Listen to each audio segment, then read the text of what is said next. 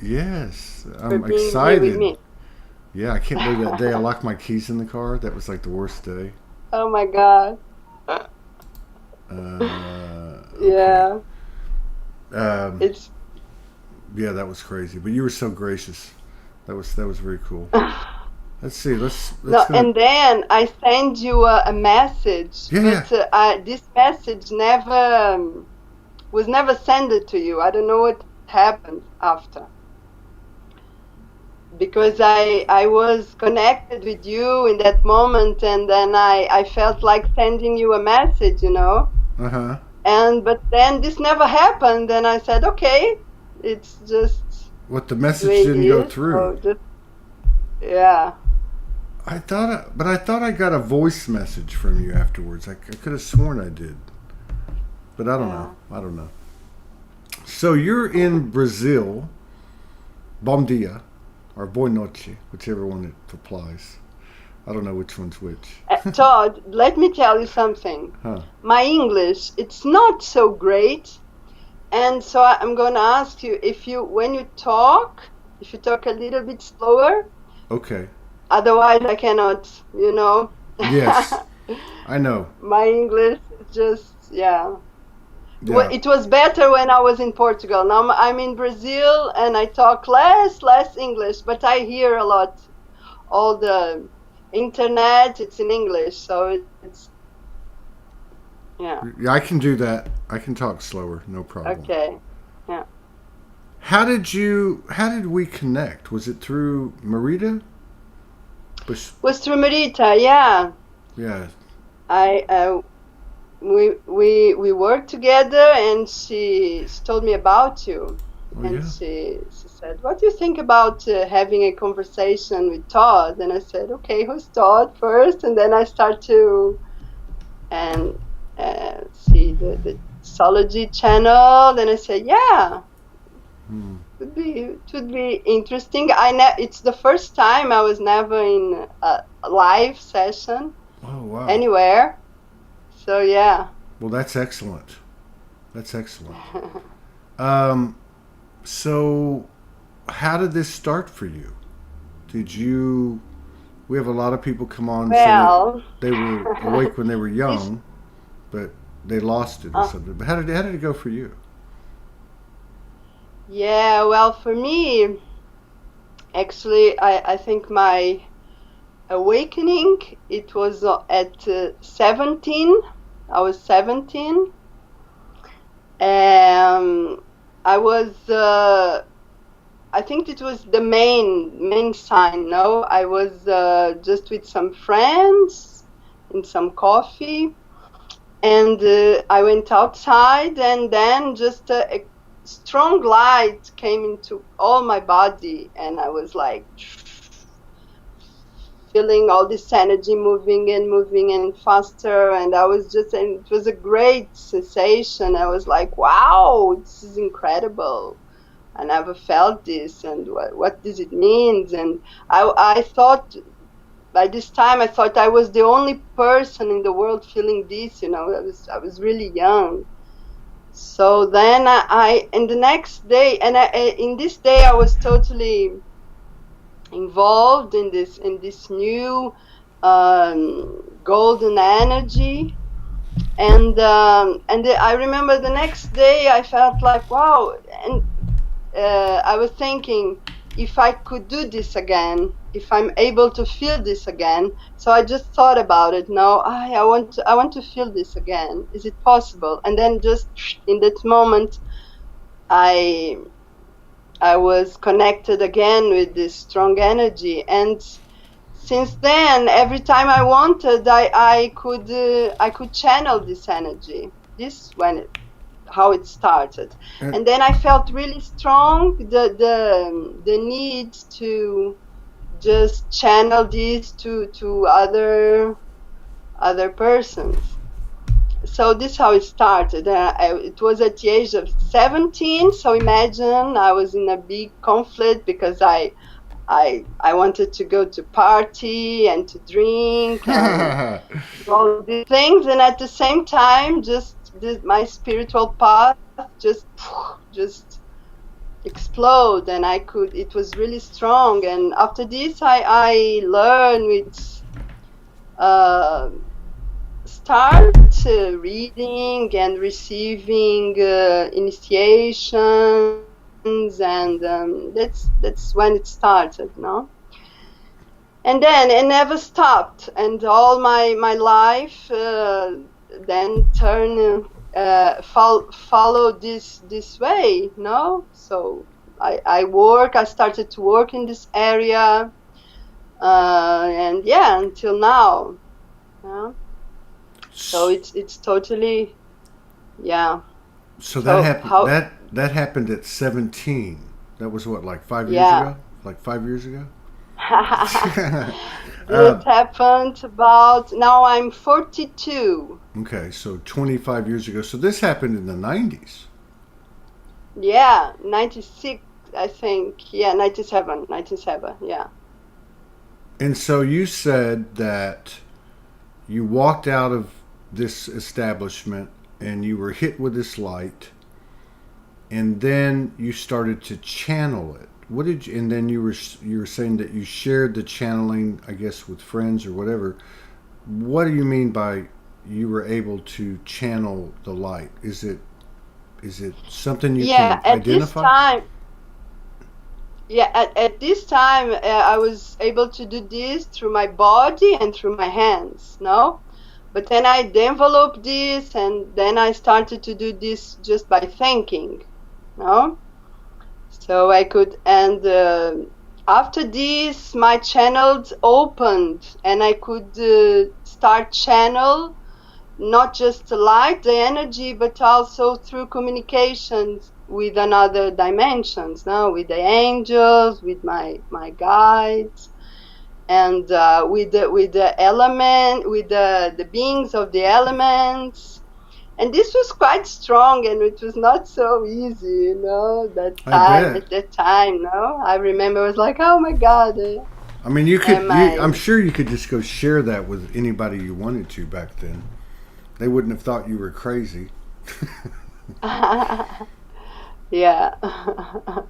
So these streams that you pick up in the channel, which can be the angels and the elementals and etc., did they have a personal message for you, like your purpose, or even what's going on in the world, or what's going to be happening? What kind of information were you getting? Yeah, actually, always about the understanding more how this all universe works, no? About how is there in other dimensions, and how is the shift that the planet is passing through. And first it was more about this kind of information, you know, and more general. So I was getting and it was really vast, the communications I had with different beings, and so a lot of different informations. But then it started to go deeper inside of me, how the things work inside of me. So I was getting more and more information about my past lives, and how this is all connected with the things that I'm feeling now, how I'm acting now, how I feel about the situations that are happening in my life. So this I could go, and this was more this forced me to go really deeper and deeper into my roots. I had to be more grounded, because here I was achieving really strong informations that move all my ancestral energies, and so this this is a really a resume, but through past the years, the all the effort was to ground more and more and more for me to be able to really get into this I could say dimensions where I can achieve totally this strong emotions and the energies that are here now. So it first started with the angels and all. I made some travel to other dimensions, to other planets, to inside the earth, and all this. And I was giving courses of course, yeah. Mm-hmm. I was teaching, you know. So about channeling, about light, healing lights, and then my path just came deeper and deeper, and now it's much more about helping other people to deal with this. No, right. To deal what's really into their blocking them, and that they cannot achieve their light in their relations, no, with the world, with themselves, and with everybody. Yeah, every moment. Yeah. Pinta Morgan Gamba or something like that. You know where that is? In Brazil. What? It's the city my friend lives in is, I think it's Pinta Morgan Gamba or something like that. Ah. How do you say it? Yeah, it's not exactly this, but it's similar. Pinga da Mongangaba. Yeah, Pinta Mongangaba. Yeah. Have you had much of interaction with galactic aspects? Yeah. My Pleiadian aspect, no, it was showed to me I don't know if I can say my origin, because yeah, I think it was before I came to Earth. Yeah, I passed there.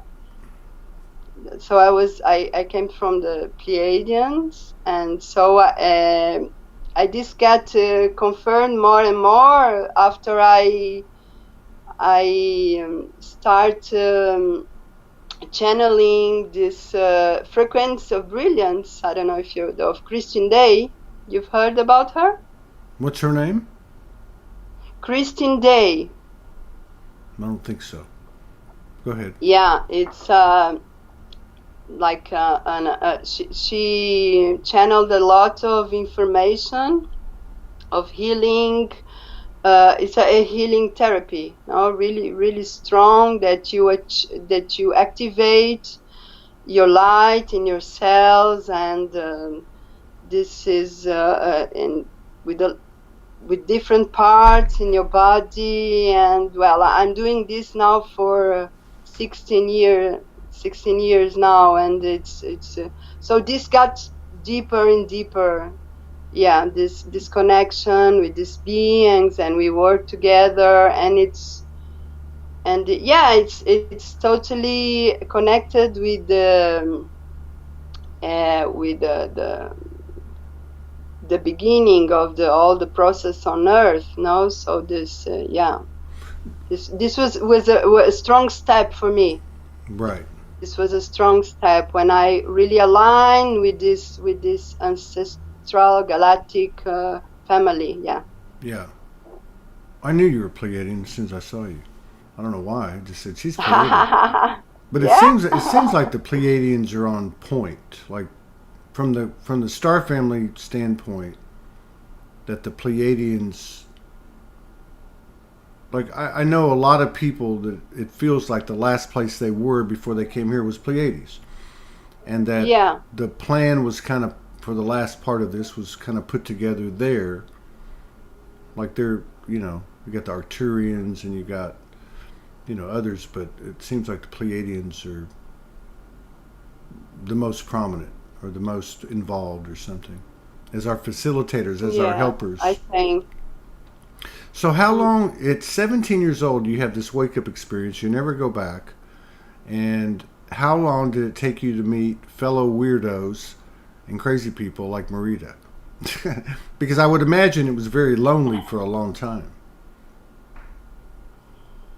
Yeah, the thing is, I think what helped me it was because I was young, so I was not so. I had time to to search, to travel, to meet lots of people. Because after this, I really married and have children. So I was in a different. When I really got into society and with all the responsibility, I've already met my soul family. So yes, I met Marita and I met some other groups in Portugal, and this part I remember it was difficult because at one point I got a little bit depressed by this time. Yeah, it was not easy, and I passed through this all alone.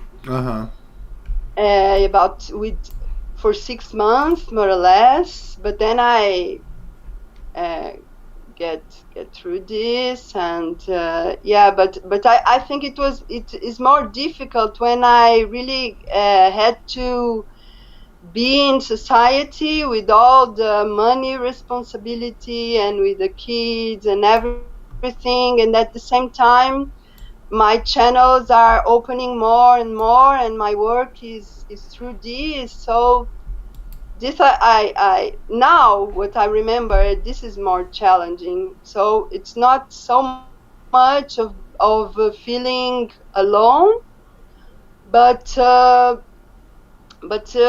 to deal with all at the same time, so different energies, frequencies, and different responsibilities now. But I think I was really it was really a gift for me, in one hand, of awakening so early, because I had time to really get deep in this and take time and meet lots of people that could understand me, and so I was not forced just to pass through this and don't have any time to assimilate. No, right.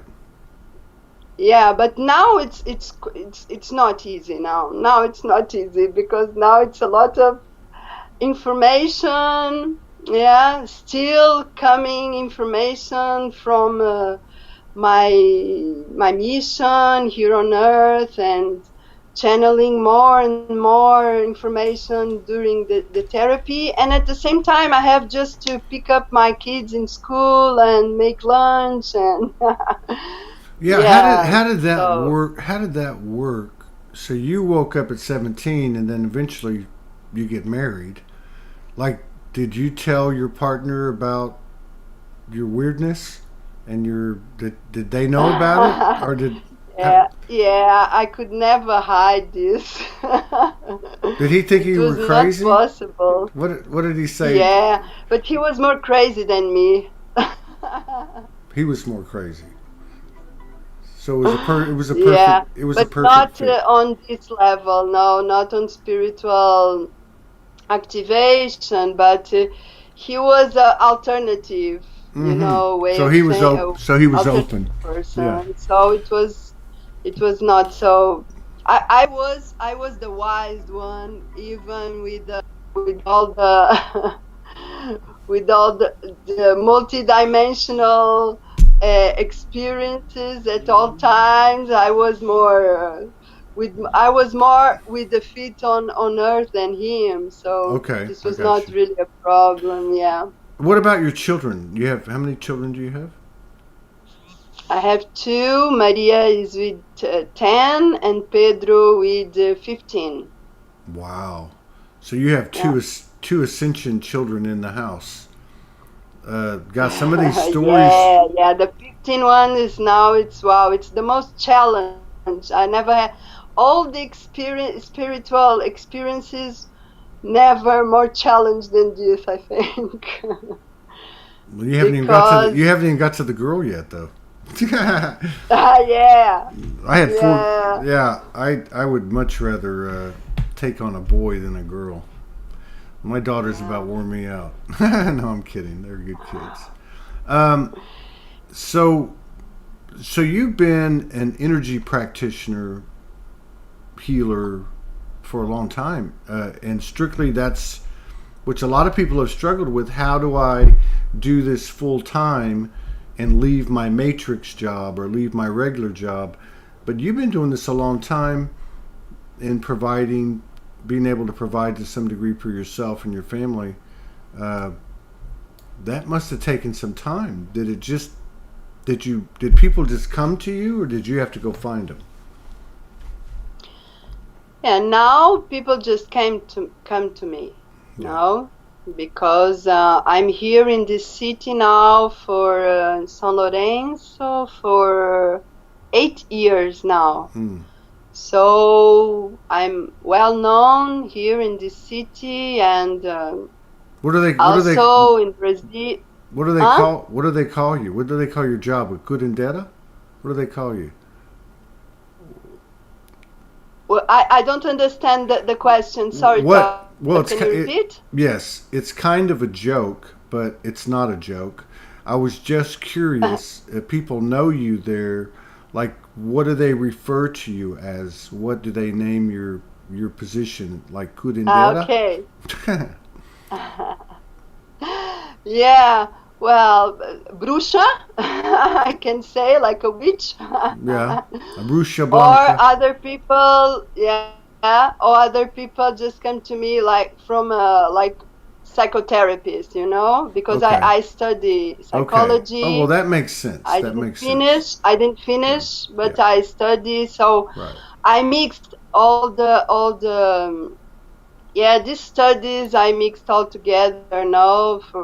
I have the best way that I can get into the language of the soul that it's in front of me, no? Right. So and other people is just from Brazil. So now this flows alone, no? But in the beginning, I also teach different techniques, and I'm always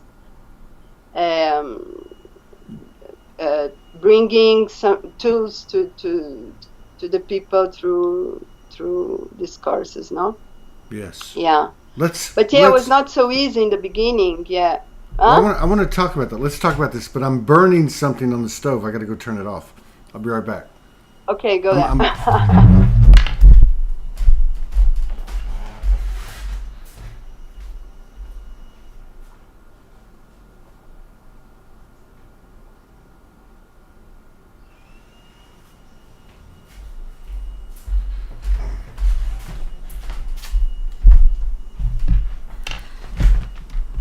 Sorry about that. So, you said that, God, there's so many things we can talk about. But let's start with, you said that it's more difficult now than ever before. And I think what you're saying is that it's because there's so much information coming in, I guess, in the mind and also in the body.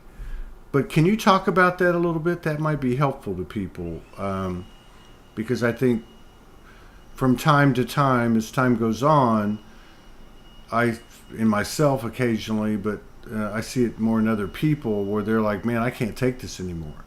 This is if you could talk about that a little bit, and we'll see where it goes. Yeah. Well, I think, for me, it's like I think I was never so aware of my emptiness as I am right now. You know, the emptiness inside me, and so this it's the challenge of embodying this and living through this is that this means that when you are in a situation, you have so much emptiness in there, and at the same time, in this emptiness, there is so much information that you are so aware of so many things that each step that you do, each word that you say, each choice is so incredible important for everybody that it's, I think that's what I said, this, that it was never so difficult as it is now, but at the same time it was never so now I trust so much. I feel the trust while I'm doing this now. So at the same time, it's difficult because, for example, with my kids now, with 15 years old, then he wants to, you know, he has all this different vision of the world, and his own choices are totally opposite of what I ever expected. So at the same time, I'm in the role of the mother, but at the same time, I can see the emptiness in all these. So I can see, yeah, it's this.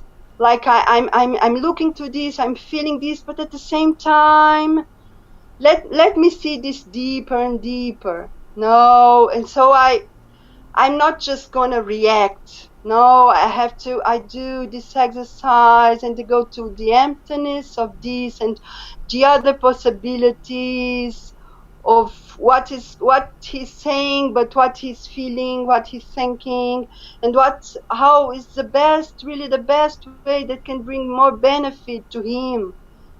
So it's wow, no, so it's like a dance with all these, no? And this yeah, it's beautiful at the same time. It's difficult because it's really challenge. No, I think being a mother of 15 kids in Brazil at this time, you know, with all the things that's the drugs, this and that, and the, you know, the social insecurity, and I sometimes I think, my God, what I've done, you know, what I've choose to do, be here in Brazil have with my a kid, kids yeah. and totally open, you know, and I just wanted to be meditating and with really shanty kids in the house, but no, you know, it was never so difficult because of this. But at the same time, it's every time, you know, I feel like I just have to deal it right now, each moment. I just have to deal with this emptiness right now, each moment. If I can really achieve the emptiness in each moment in my communication with my kids, and I'm doing this example of my kids because it's the biggest challenge, I think, for me. Right. So everything's gonna be okay. So this is, I think, it's the recipe, you know. It's when you really look into something that's happening and it really puts you worried about it, you just get into the emptiness of this, and then you understand it's this, but the next moment it's different, and the next moment. So if you're able to deal it with the present moment, I think it means you are always able to deal with it every time, because it's going to be every time in the present moment. No. So when you, So yeah. no, I agree. Yes, when you talk about the emptiness, I think what I'm hearing you say is that you, as much as possible, stay in the space of this emptiness, which is, I think, might be like silence, where that voice or the isn't talking all the time. You know, the ego or whatever. Uh, I like the term. I really like the term emptiness. And then I also like what you said, that in the emptiness you can find everything. Basically, you can find all your answers. Yeah, the emptiness is a space, yeah, inside that yeah, you don't get stuck in anything. Right. So nothing gets really uh, like reality, absolutely. Like I look to something and then I can see, no, it's this, it's this because I'm seeing it. So Right. Emptiness puts you in a space that you look at it, you see, but then you can also be aware that at the same time that you see looks like it, but at the same time you know that it's not what you are seeing. Right. There's some emptiness there, that really shifts really quickly, and then can you can find infinite possibilities there.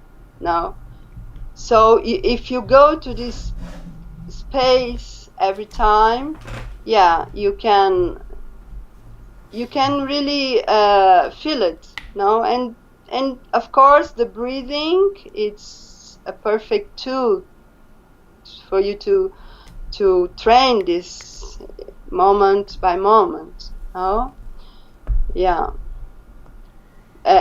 Once I had, just to explain, once I had an experience, I was dealing with some a situation between a relationship that it was really, really strong for me. It was really difficult.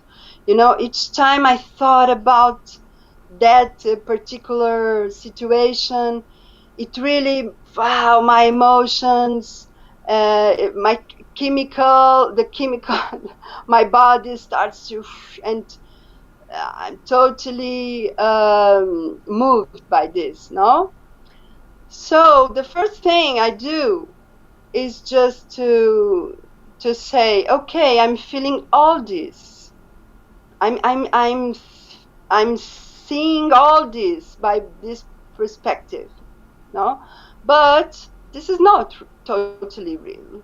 There's some emptiness here. So let me just get into this emptiness here. And by the time so it's like I deny the vision that I have of the reality in the moment. No, so it's the first step. First, I deny that this is not exactly as I'm seeing. So this don't drags you into all this emotional, no. So then and then you go to a place that you really want to be open to the best information that you can achieve in this emptiness space. So this, and then in this moment I achieve, and it was so, wow, it was so strong, it was so deep, sabedoria, wisdom, that I was in shock because I was not prepared to achieve so deep wisdom. And then I was like, oh my God, now I had really the best wise vision about this situation, but now I'm not able to put it into practice. So this is another thing, no? Sometimes we just achieve the level that we can put into practice, because the information is there, the wisdom is there, but if we achieve, sometimes you're not able to do nothing with this. So this was a really strong experience for me, because show me this, that it's not just about achieving the wisdom there in this emptiness, but it is about the level of the wisdom that you really can put into your life, into practice. Right. Otherwise, it doesn't, it doesn't make so much difference. So it's not, because this we can read in the books, we can read there, but the really thing is what you really can put into practice. You can really make a bridge between what you think, what you feel, and what you do. Yeah. So, thank you. So, when you have a client, like you talked about it a minute ago, but what do you mostly do? Like, what is your specialty? I think you talked about it a minute ago, but I just wanted to kind of go through it again. Yeah, actually, I just when somebody come to me, it's because something it's not so, the person is not so happy, and something it's blocking her happiness. No, so we start to talk first, and I do a lot of questions about how was the infancia, when she was a child. And then when she's talking to me, I already can achieve the blocks there. I can achieve so many, and this can also be influenced by other lives, but sometimes you don't need to go to other lives to understand, because it's all there already in this life. So there are so many ways you can reach the same. So you can go to the childhood, to the other lives, or just to the way that this person is dealing with what is happening in the present moment. So okay, so depending on the person, I choose which way I go. Yeah, everyone. And then and then we always going to search for the where the energy is blocked, that cannot let the person move on. My English sometimes cannot. I cannot No, you flow got it. so much in the words that I wanted. But you're okay, doing fine. so we always look for where the energy is blocking, and this energy get blocked because that there was some experience, that there was a trauma that blocked this energy. So what we need to do, it's we need to be aware of the energy that's there, and we need to discover what this person didn't receive, that she needed to move on. So this is the thing. If we achieve the energy that she needed to receive and she didn't, and in this time we do a channel of this energy, and she's conscious about it, by this moment we can liberate the energy that is blocked. I don't know if you could understand what I've said. No, I do understand it. I mean, I've talked to a lot of practitioners over the years, a lot of healers, and they all have their own methods, and it's I'm curious about all of it, and but it sounds like that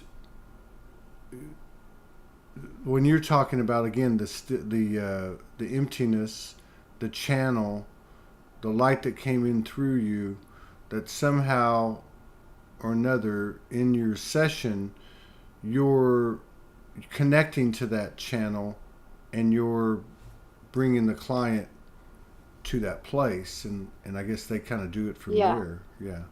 So you're bringing in the frequencies of whatever it is you're working with. Yeah, I get that. And do you feel like that? Because everybody explains it differently.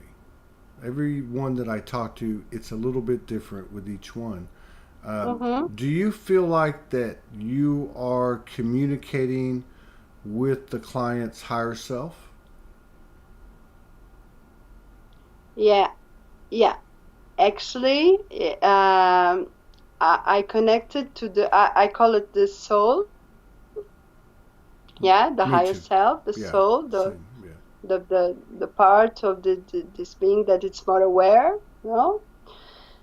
And and it depends of the situation. I can also connect it not just with the higher self, but also with the part that it gets blocked, the part of the soul that gets blocked in the trauma from other life or from childhood, you know. So that this part, it's a little part of the soul that gets stuck there, and it's stuck there. So this part will tell what he needs to go for him to free, to get free from this energy that it's a prison, that put him into this prison, energetic prison, no? So I connected with this part of the soul, and so we bring back this part of the soul for the present moment, no? And so and this is through the needs. For example, if a person got a trauma with the mother was in a war, and the mother disappeared, and the child stayed there. So he has this trauma of abundance. How is the name when the mother went away and this child stayed? How is this word? A wound of oh, my English. When somebody goes away, you stay alone. What is the word for this in English? Can you tell me? Say it again. When somebody, like for example, abandon, no? When the mother goes away and the child stays alone forever, what is the name for this? Oh, like orphan? Yeah, but this means this child was abandoned. Abandoned. Yeah. Okay. So yeah, so this is the wound, no? So this is the trauma, yeah? So we connected to the little piece of this person, the soul, that it's with this child there, and it's in this prison, in this abandoned state. Right. So what she needs to go away from this place and bring and come back to the present moment free. And so this soul will say what she needs. She can say, I need love, I need trust, I need protection, I need communication with my mother, I don't know, I need understanding. So we search energetically what she needs. So this soul will tell what she needs. And then in this time, we put the universal light connected with the soul of this person, with this piece of the soul. Right. So this soul can move and come to the present moment, transformed, you know. So yeah, I think I could explain a little bit better now. No, that's a good explanation. I was just wondering too, is the client aware of what's happening at the time, and do they assist, or how do they participate? How do they make it happen? Yeah, it depends on the experience. If it's something that we go just to this lifetime, it's sometimes they achieve all the process, they are with me in all the process, but sometimes no, sometimes it's me that achieved this in past life. And then when I speak to the soul, sometimes the client is there with me, because I tell what is happening, and so I make the question, what you need to get free from this, no? And the person tells. Most of the time, the person participates. No, this is the best way. It's that, no? But sometimes I do this by distance, and so with people that are in hospital, or with people with psychological transtorns that are really deep, no, so the person cannot do this, no. So it's me and the soul of this being. Right. So we do this more in the interior level, but for most of the people, they participate. At the same time, I'm achieving, I'm explaining to the person what is happening, and she can feel in her, no? So she can participate. And in the last, when the rescue, so this I called soul rescue. This is a process that I call soul rescue. So the person can really achieve by the end of the process. Most of the people can achieve, no? Right. It's really important, yeah. So how do you handle having 2 kids in the house and your normal things that you do, with all of this energy that comes in from time to time that everybody feels? How do you handle it when you get triggered by your 15-year-old, or you get activated by a download and you're still trying to function as a human being? How do you do that for yourself? Yeah, what really helps me, I think, it's to be in contact with the nature. This is really important. Yeah. If I can, when I plant, I I deal with my plants, my flowers. So this is really important. This is a really way of grounding. And I do meditation every day. Now I do strong meditation every day. So this is the other ground that gives me the ability to just don't freak out, no? So I think, the grounding is through meditation, through yoga, and through dealing with the nature, no? If I plant, if I'm all the day with the plants, I'm okay. Yeah, they should have taught. But if I start working, sometimes I do like 3 sessions a day. So it's 3 sessions that I'm in. Sometimes really high dimensions. Other time I'm really in underground dimensions, really deep, dark levels, and and after this I'm cooking. Like I'm doing lunch.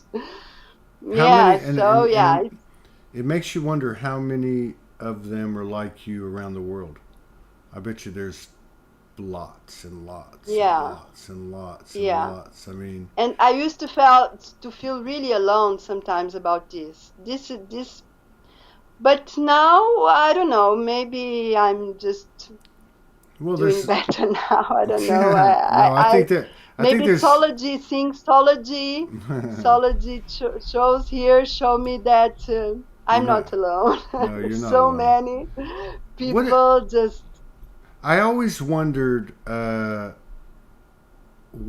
I guess I could have researched it, but I remember when somebody in Brazil that I was doing work with years ago, friend of mine, uh, introduced me to the essence of Yemanja, and it was a very strong Yemanja, very strong energy that presented itself to me at a time when I think 2012, when 13, when a lot of people were getting a lot of messages because it was now the new era. But what is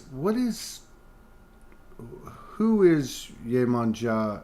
Is that like Mother Mary or Mary Magdalene or Mother Goddess? And does she have something to do with Well, the yeah, ocean? Does she have something to do with the ocean as well? I'm just curious. yeah, yeah. Well, I had some strong experiences with Emanja too. It's actually the way I feel, the way I understand this. It's that there are different rays, no, of light. Okay. Now the different rays of light, no. So and this beings are connected with them. So by each religion, they it's one different name, no. But at the same time, the energy in each religion it's totally unique. Yes. So I could say, yeah, Mother Mary and Yemanja and Tara in the Buddhism, and I can say all this. They all are connected Mm-hmm. because it's the energy of the mother. But at the same time, they are all totally unique because associated to them are different language and tradition and rituals. Right. So yeah, with Emanja, it is really strong. Every year is a strong party in the 2 of February. It's the day of Emanja, so it's really strong rituals that they give offerings in the sea, no, in the beach, and I could felt all these people of the sea there, and it's a tremendous party, spiritual party, where they receive the offerings of everybody that makes this party, and it's a really big strong event, spiritual event, no. So yeah, it's the energy of the mother, it's the energy that receives, that embrace, that hears the son, Yeah. the son and the daughter, and it's really strong, and it's really strong connected with Sereia, Okay. Well, mermaids see, that's what I energy, was wondering with because Demanja, because man, it's a people from the sea. see, that's No, what I. so here Yeah. it's really activated, this dimensional. It's really beautiful. It's really Yeah. strong. Well, Yeah. I wondered And because. Oh, I'm uh, sorry. No, we have a lag. I keep forgetting we have a lag. Uh, but no, no. I wondered because I'd never heard. So I went and got a picture. This is 10 years ago. And then I was looking at the picture, and then I started getting all this information. And it all had to do, or a lot of it had to do with, because some of it was like who she was and what she was. So I could feel that. It was very familiar. But then the information she was giving me had to do with these people that lived in the water. I call them the people of the deep blue. And yes, there was mermaids but they weren't only mermaids. And then I would go into the ocean and go into like through some gates or stargates or something, right? And then you would go into this place, and there were all these people. I call them people of the deep blue, and she was the one that showed me all that. I thought, well, that's weird. Why is she showing me? And maybe it was just code. I mean, I guess it was code or memories or something. But I remember her explaining to me that, or reminding me, really helping me remember how I go there all the time. You know, oh, you go there all the time. Do you remember this place? You go there all the time. Doesn't that feel familiar? The way you're swimming and moving through the water. I'm like, yeah. It was weird, but I always wondered about that because the whole Portuguese thing to me is a very unique thing. Like, how do you get a Portuguese speaking country in the middle of a bunch of countries that speak Spanish? How does that happen? And the whole story of how the first king and queen came to Brazil from Portugal. That whole story is, and it's not an old story either. It's not that old. It's only like, what, 150 years ago or something like that. It wasn't that long ago. 500. 500? 500. But it just, there's something, and I had early on I had a recollection, a remembrance of 9 lives that were on the earth that were not very old, and 2 of them were in Brazil. And I just remember receiving that information because I never really followed up much on it, in my normal life, but how powerful and deep the whole ancestral lineage is there. Like, it's a power point that you really don't hear about. You just hear, oh, it's the biggest country in South America, and they speak Portuguese, and your friend lives in Pinto Morgengaba or whatever it's called. But yeah, it's just, and then I've heard too, well, that my friend actually sent me some Lemurian crystals from Brazil. So and I've heard other people talk about it. So it's a very special place. I'm gathering that maybe we don't hear about it so much in this part of the world, but yeah, it's got to be one of the more powerful places. Yeah, Brazil, I think it's really the strongest gate for me.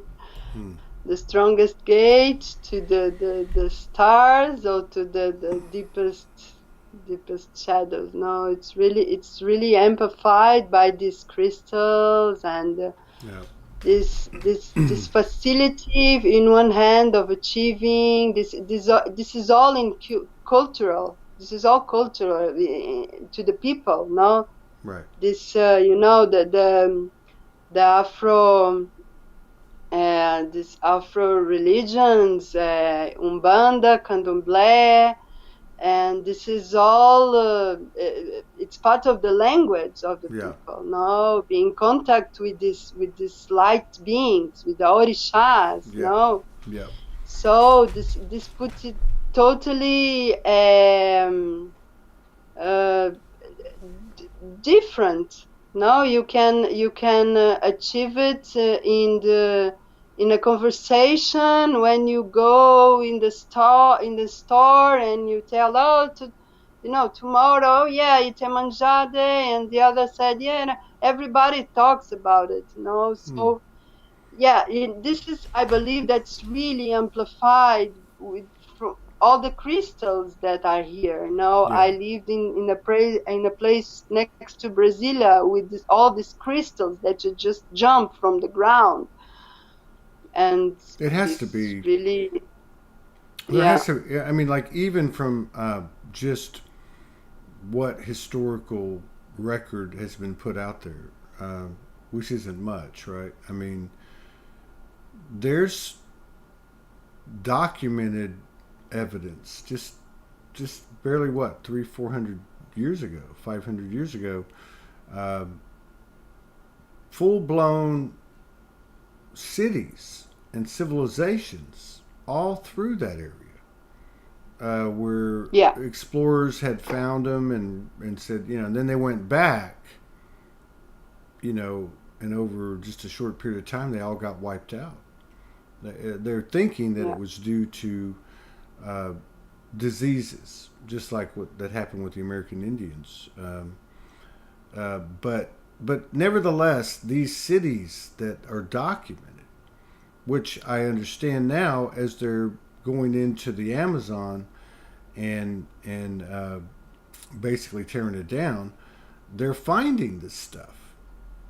And these were like immense cities of gold and just like high frequency, high intelligence, and so to me, because I know this is going back not that far, what is that places like that and other places around the world where there was civilization just very very recently that we were never aware of, and how's that going to change our own awareness when we realize, hey, there's a lot more to it than's been going on. But I just think that's one of the got to be one of the PowerPoints because of just the Amazon itself. I mean, the energy of it. I know Mateus de Stefano did a lot of work there in South America when he started his year-long journey going to those 57 cities or whatever. Um, but yeah, I'd like to. Oh, here's another one. I'm also Brazilian, and this is an amazing country indeed. Yeah, we'll have to maybe find out more about it from people in Brazil. Because I would imagine there's a lot more known over there about it than there is over here. Hmm. yeah, and my experience here too. It's with this intraterrene world. No, here it's so these portals are so much open here. No, so actually, I believe now this it's what is happening. All this information, it's appearing for us to. For me, what the best knowledge that this is bringing to everybody is the aspect that we find out that we don't know nothing. No, That's right. That's right. That we that everything is so much connected with so anxious times and all this. But what I mean is that the most important is not the information that we are getting from all these, but just information that everything is impermanent. Everything it's so impermanent that we don't have to when we connect with these civilizations. I think it's not the most important. It's not what happened and what is going to happen, but it's to connect with this energy, this emptiness that it's there and it's here and the time it's not so important too, because everything it's all connected. You understand? So this is, I think it's why they are appearing, why they are showing this to us. Yeah.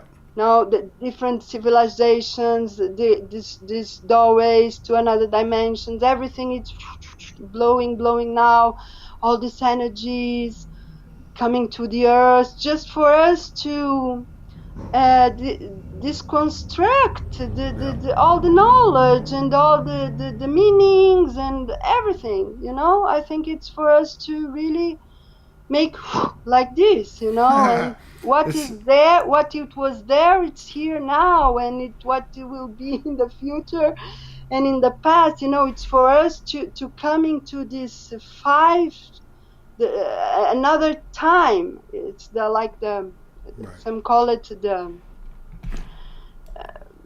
I don't know, the 5 time, something like this. That it's the time where really there is no time, and it's not so important what happened, what is going to happen, and what the name of this civilization. That what, of course, it's really important and really interesting, but the strongest knowledge, it's beyond this. I believe it's about Absolutely. this construction, huh? Yeah, the fact that we don't know anything. Get over it. Get over ourselves. Hey, it was a pleasure meeting you. I hope we can do this again sometime. Yeah. And I wish you and your family the very best. All blessings always. And thank you for coming in. And we'll do it again. And Okay. you take Yeah, care. it was great. It was great. It was, I think, in the right time. We tried at the third time. We did it.